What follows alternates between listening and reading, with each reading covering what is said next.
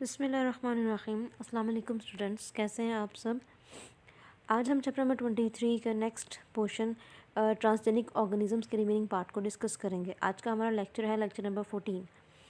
Transgenic organisms को जैसे कि हमने डिफ़ाइन किया था, सेम इन द वे हम ट्रांसजेनिक प्लांट्स को डिफ़ाइन करेंगे।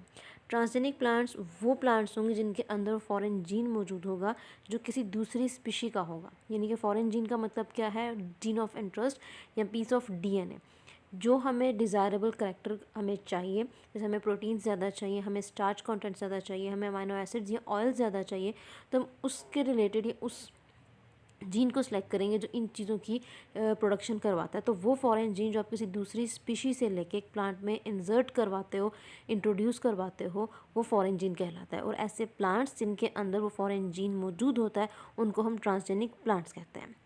बहुत सारे करेक्टर्स ऐसे हैं, डिज़ायरेबल करेक्टर्स ऐसे हैं जिनको इम्प्रूव किया जा सकता है या जिनको इम्प्रूव किया जा रहा है। जैसे पेस्ट रेजिस्टेंस है, हर्बिसाइड्स रेजिस्टेंस है, राइपनिंग को डिले करने का प्रोसेस है, फ्लेवर को इम्प्रूव करने का प्रोसेस है। तो ये सारे वो डिज़ायरेबल करेक्टरिस्टिक्स हैं जिनको इम्प्रूव करने की कोशिश अब तक कंटिन्यू है। और अब तक इसमें बहुत सारी न्यू वेराइटीज़, न्यू आप कह सकते हैं कि ट्रांसजेनिक प्लांट्स जो हैं वो बनाए जा चुके हुए हैं। ट्रांसजेनिक प्लांट्स में फॉरेन जीन्स को इंट्रोड्यूस कैसे करवाया जाता है, यानी कि आपने एक ट्रांसजेनिक प्लांट बनाना है तो आप उस प्लांट के अंदर फॉरेन जीन को इंट्रोड्यूस कैसे करवाते हो। बहुत सारी टेक्निक्स बनाई जा चुकी हुई हैं जिसमें हम फॉरेन जीन्स को इंट्रोड्यूस करवाते हैं एक इमेच्योर प्लांट के अंदर। सब और उस टेक्निक में सबसे पहले हम टर्म डिस्कस करते हैं प्रोटोप्लास्ट को। प्रोटोप्लास्ट क्या चीज़ है, आपने एक टर्मिनोलॉजी पढ़ी है प्रोटोप्लाज्म, जिसको आप कहते हो कि न्यूक्लियस का न्यूक्लियोप्लाज्म और सेल का साइटोप्लाज्म, यानी कि साइटोप्लाज्म और न्यूक्लियोप्लाज्म को कलेक्टिवली हम प्रोटोप्लाज्म कहते हैं। यहाँ पे बात हो रही है प्रोटोप्लास्ट की। प्रोटोप्लास्ट ऐसा सेल होता है, ऐसा प्लांट सेल होता है जिसकी सराउंडिंग से सेल वॉल, जिसके इर्द गिर्द से उसकी आउटर मोस्ट बाउंड्री यानी कि सेल वॉल को रिमूव कर दिया जाता है। तो उस रिमूव्ड सेल वॉल वाले सेल को, यानी कि जो प्लांट एम्ब्रियो होगा जिसकी सराउंडिंग पे सेल वॉल प्रेजेंट नहीं होगी, उसके अंदर फॉरेन जीन इंट्रोड्यूस करवाया जाता है। ये फॉरेन जीन इंट्रोड्यूस करवाने की एक टेक्निक है कि आपके पास एक एम्ब्रियो होना चाहिए जो कि इमेच्योर प्लांट कंसिडर किया जाता है, या एक प्लांट सेल होना चाहिए जिसकी सराउंडिंग पे सेल वॉल ना हो। उस प्लांट सेल के अंदर आपने जेनेटिक मटेरियल या जो फॉरेन जीन है वो इंट्रोड्यूस करवाना है। तो ऐसा प्लांट सेल जिसकी सराउंडिंग पे सेल वॉल ना हो उसको हम प्रोटोप्लास्ट कहते हैं।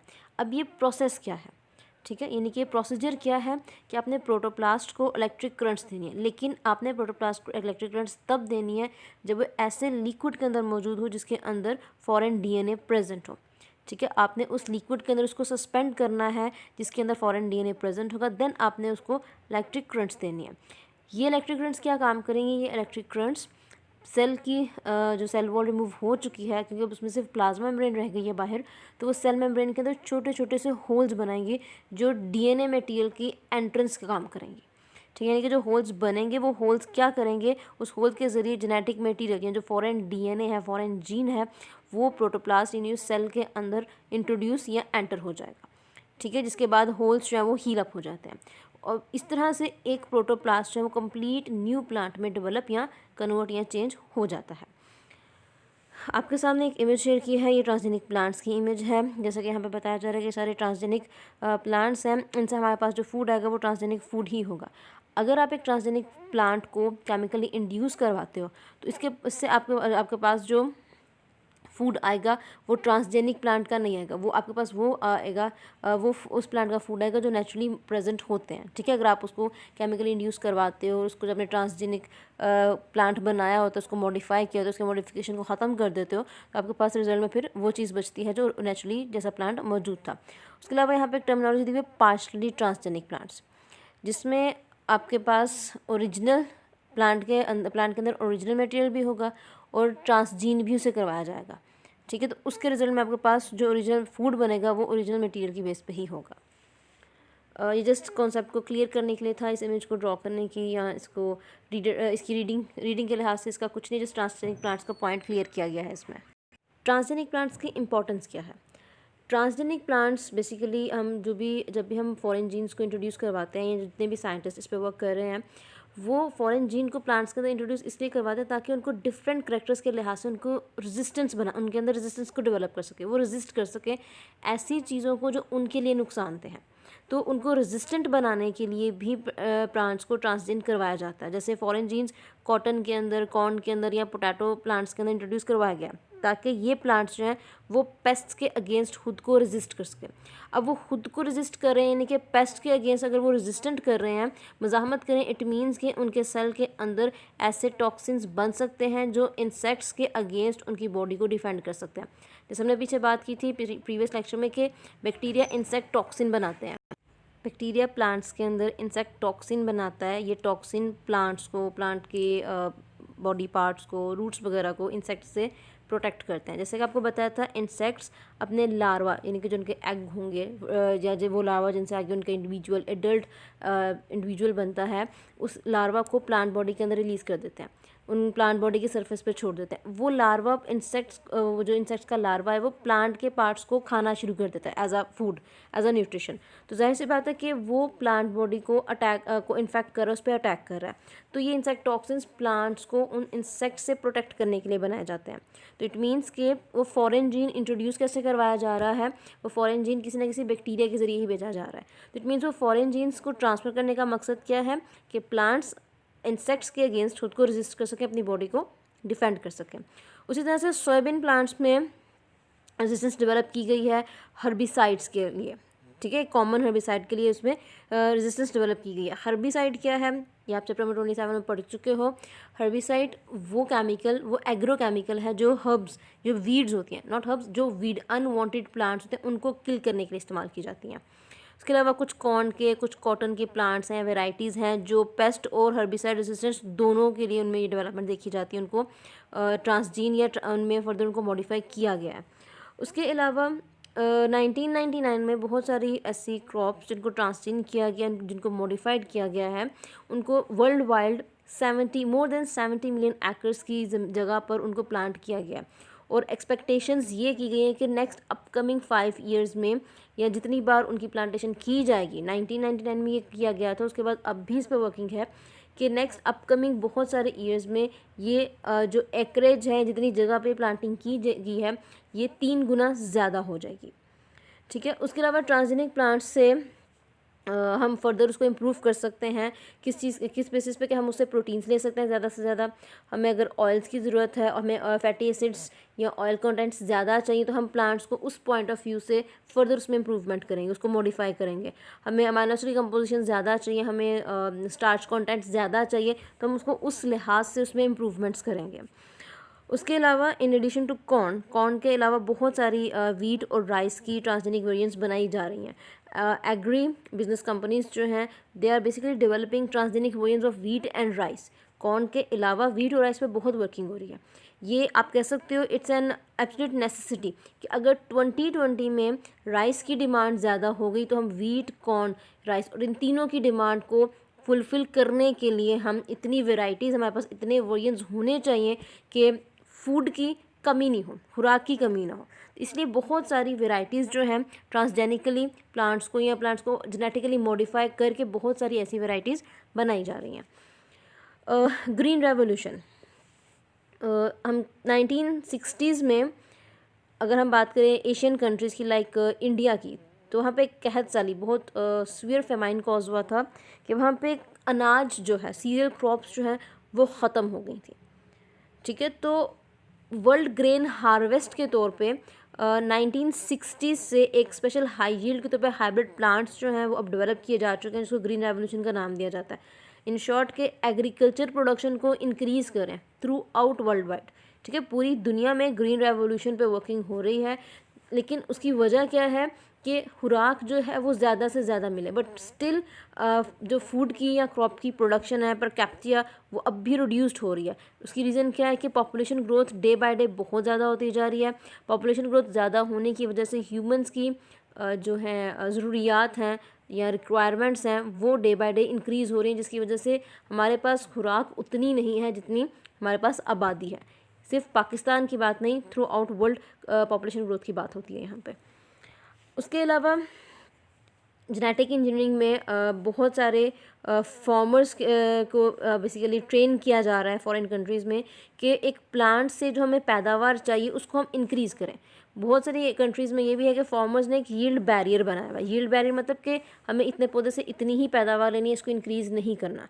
ठीक है, तो उन बैरियर्स को कम करने के लिए, उन बैरियर्स को तोड़ने के लिए भी जेनेटिक इंजीनियरिंग फर्दर जो है वो इम्प्रूवमेंट करिए कि प्लांट्स ज़्यादा से ज़्यादा कार्बन डाइऑक्साइड इंटेक करें, ज़्यादा से ज़्यादा फोटोसिंथेसाइज करें, ताकि ज़्यादा से ज़्यादा यील्ड जो है वो या पैदावार जो है वो ज़्यादा से ज़्यादा उन्हें मिल सके। तो इट मीन्स के स्टोमेटा को आल्टर्ड किया जा रहा है, स्टोमेटा के स्ट्रक्चर में चेंजेस लाई जा रही ताकि वो ज़्यादा से ज़्यादा कार्बन डाइऑक्साइड को इंटेक करे बिना वाटर लॉस के।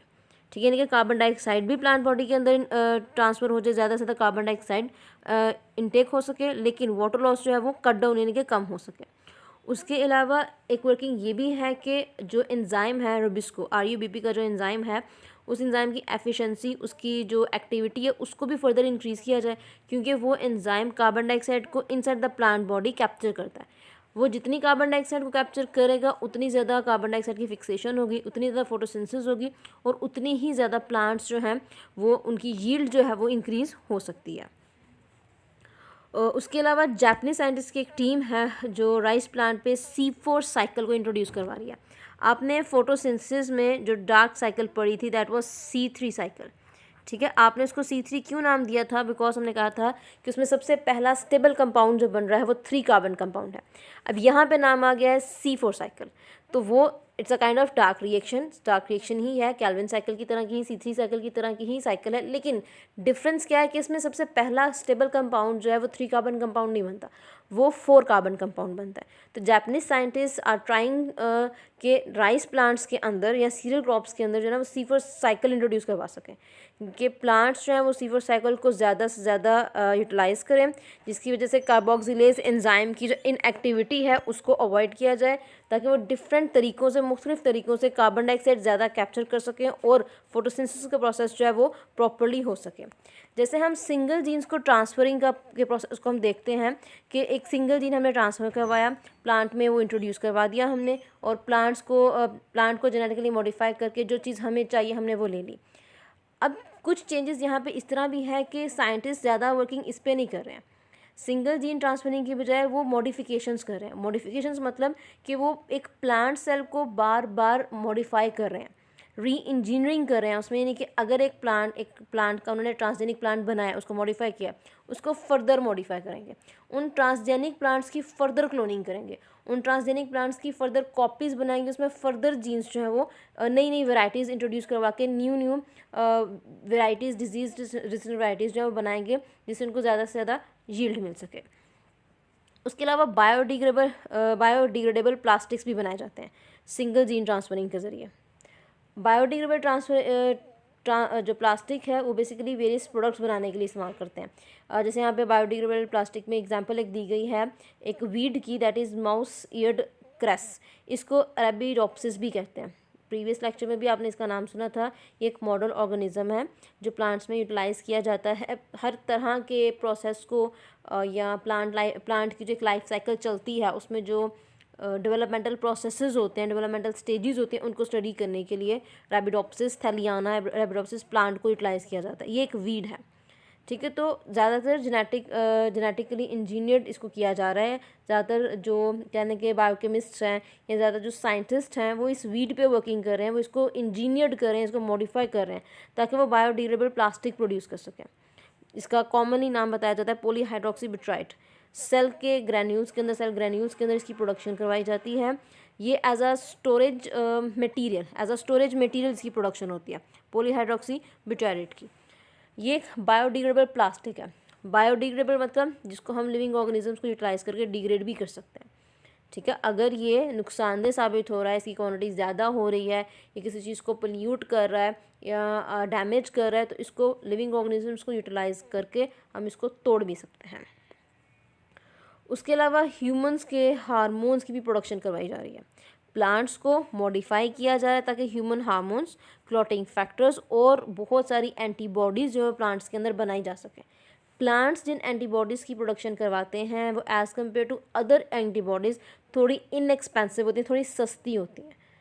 ठीक है। अब जैसे यहाँ पे एक एंटीबॉडी का नाम दिया जाता है, कौन से एक एंटीबॉडी बनाई जाती है जो ट्यूमर सेल्स को रेडियो आइसोटोप्स डिलीवर करते हैं, ठीक है। उसी तरह से सोयाबीन के अंदर एंटीबॉडी बनाई जाती है जो जेनिटल हर्ब्स की ट्रीटमेंट के लिए यूज़ होती है। जेनिटल हर्ब क्या चीज़ है, ये डिजीज़ आपने पहली बार इसका नाम सुना है, हम चैप्टर 18 में भी इसको डिस्कस करेंगे। ये सेक्सुअली ट्रांसमिटेड डिजीज़ है जो कि हर्ब सिम्प्लेक्स की वजह से होती है। आपने हर्ब सिम्प्लेक्स पढ़ी थी फर्स्ट ईयर में चैप्टर नंबर 6 में, वो आपने पढ़ी थी हर्ब सिम्प्लेक्स की टाइप 1, ठीक है। हम यहाँ पे जेनिटल हर्ब्स की बात करें, ये हर्ब सिम्प्लेक्स टाइप 2 है। 2 तरह का उसका वायरस होता है, या कह लें कि उसमें 2 वेराइटीज़ हैं वायरस की, जो या तो कॉमन स्किन साइड पे भी डिजीज़ कॉज करता है और रिप्रोडक्टिव पार्ट्स पे भी डिजीज़ कॉज करता है। जेनिटल वर्ड जो है ये रिप्रोडक्टिव पार्ट्स के लिए यूज़ होता है और हर्ब्स जो है वो वायरस के लिए वर्ड यूज़ हुआ है। तो इसकी फर्दर डिटेल जो है वो हम इंशाल्लाह चैप्टर नंबर 18 में डिस्कस करेंगे। तो सोयाबीन से एंटीबॉडी बनाई जाती है जो इस डिज़ीज़ की ट्रीटमेंट के लिए इस्तेमाल होती है। तो प्लांट्स जो एंटीबॉडीज़ बनाते हैं, अगेन वही पॉइंट कि वो थोड़ी कम महंगी होती हैं, सस्ती होती हैं थोड़ी, उसमें कंटेमिनेशन विद पैथोजन जो है वो भी कम हो सकता है। There is little worry about के इसमें कंटेमिनेशन हो सकती है जो जर्म्स की वजह से, पैथोजन्स की वजह से हो सकती है, लेकिन जो एंटीबॉडीज़ प्लांट्स से बनाई जा रही हैं उस पर क्लिनिकल वर्क अभी चल रहा है। मतलब क्लिनिकल ट्रायल्स हो रहे हैं कि हम उन एंटीबॉडीज़ को कितनी क्वांटिटी में, कितने डोजेज में इस्तेमाल कर सकते हैं, और अगर किसी पैथोजन का प्लांट पे अटैक हुआ हो तो उसके रिजल्ट में अगर उसके बाद अगर कोई एंटीबॉडी बनाई जाती है तो उसका क्या इफ़ेक्ट होगा, और जो भी जर्म बॉडी में जिस भी ऑर्गेनिज्म की बॉडी में प्रेजेंट है उसको कंट्रोल करने के लिए प्लांट की एंटीबॉडीज़ इफ़ेक्टिव हैं या नहीं है। सो ट्रांसजेनिक प्लांट्स को हम बेसिकली जहाँ जहाँ पे डिफरेंट प्रोसेसेस के लिए यूज़ करते हैं वो कुछ मैंने आपको यहाँ पे इमेज के साथ शो कर दिए हैं। जैसे कि न्यूट्रिशनल क्वालिटी, आप जैसे भी हमने नाम लिया कि भाई हमें स्टार्च कंटेंट ज़्यादा चाहिए, प्रोटीन कंटेंट ज़्यादा चाहिए, तो हम प्लांट्स को ट्रांसजीन करवाते हैं। हमें हाइब्रिड डेवलपमेंट करवानी है, हमें यील्ड ज़्यादा करवानी है, ठीक है। जैसे हमारे पास 10 किलो सेब बन रहे हैं, हम 20 से 40 किलो सेब बनाना चाहते हैं, तो हम ट्रांसजेनिक करवाएंगे, जेनेटिकली मॉडिफाई करवाएंगे। बायोटिक स्ट्रेस है बहुत ज़्यादा, तो उसको टॉलरेट करने के लिए भी हम उसको मॉडिफाई करवाते हैं। एबायोटिक स्ट्रेस है, उसको टॉलरेट करने के लिए भी हम प्लांट्स को मॉडिफाई करवाते हैं। फार्मास्यूटिकल्स यानी कि मेडिसिन वगैरह, वैक्सीन्स वगैरह बनाने के लिए भी प्लांट्स को ट्रांसजेनिक करवाया जाता है, मॉडिफाई करवाया जाता है। उसके अलावा इन्हांस शेल्फ लाइफ या इंडस्ट्रियल प्रोडक्ट्स बनाने के लिए भी ये काम चलता है। तो बेसिकली प्लांट्स को ट्रांसजीन या मॉडिफाई करवाया ही इसलिए जाता है ह्यूमन बेनिफिट्स के लिए, हमारे बेनिफिट्स, क्योंकि हमें जितनी भी फूड मिलती है, आपको सब्ज़ी मिलती है, आपको फल मिलता है, आपको आटे के लिए जो गंदम जो मिलता है, जो जिस तरह का भी अनाज मिलता है वो हमें पौधों से मिलता है। तो हम हर तरह से हम पौधों पे डिपेंड करते हैं, ठीक है। मोस्ट ऑफ द केसेस हम पौधों पे डिपेंड करते हैं, क्योंकि हमारी फीडिंग सिर्फ गोश्त नहीं है, हमारी फीडिंग पौधे भी हैं, सब्जियों की शक्ल में, फलों की शक्ल में।